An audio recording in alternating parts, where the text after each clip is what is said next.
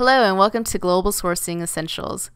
In this section, we'll address the question of, is importing really cheaper?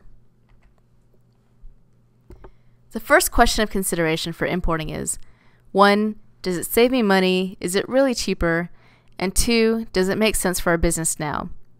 The goal of your business is to generate profit, so new ventures like importing should revolve around the question of cost. If you're basing your answer on cost of materials, parts, and labor, then perhaps you're only seeing half the picture. Other costs, such as logistics and transportation, can very easily provide a different answer to the question. For considering labor costs, ask what is the percentage of labor cost to total cost. As a rule of thumb, the percentage of labor costs needs to be high in order to gain significant savings. For an accurate calculation, make sure to include all costs like equipment, shipping, taxes, fees, etc. By comparing that to total costs, you may not come out with a high percentage. If you do have a high percentage of labor costs, take into account labor efficiency, cost stability, and the impacts of rising costs or exchange rates. International shipping significantly differs than local or interstate shipping and is more costly due to a much longer supply chain.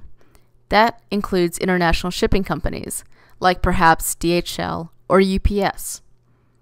Additional costs include freight forwarders who orchestrate the movement of your goods, international insurance to protect your shipments, customs brokers and customs duties to clear your goods for entry, and port charges if you're using ocean freight. These costs are particularly higher if you're importing smaller amounts, otherwise known as less than container load, or LCL shipments. An LCL container has more than one company's goods in it, so it's more expensive to ship because the freight company has to do a lot more work. The farther your supplier, the longer the shipping time, which increases inventory cost because of the need to have reserve stock readily available in the case of delayed shipments, and the need to increase inventory in the manufacturing pipeline. Another factor to consider is simply geography. The greater the shipping distance, the less flexibility you have in running your business. For example, if you're based in Chicago and a retail client requests a change in packaging specifications for a product, it is not so challenging to call a supplier close to Mexico City, who is in the same time zone, and can expedite the shipment and the change. However, were the supplier in Chennai, India, the complete opposite is true.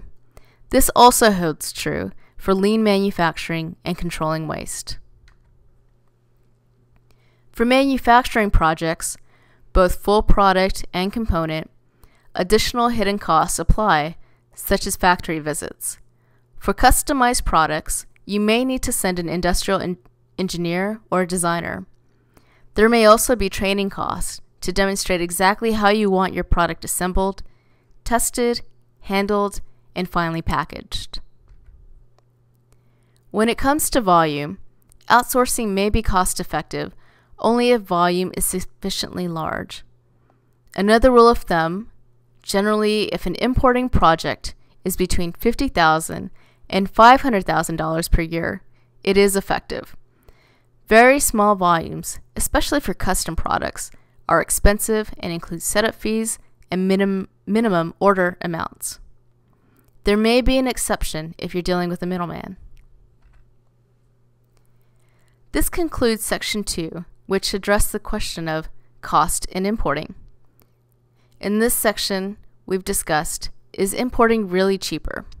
Select the next video tutorial to continue learning about global sourcing essentials. Thanks for joining us.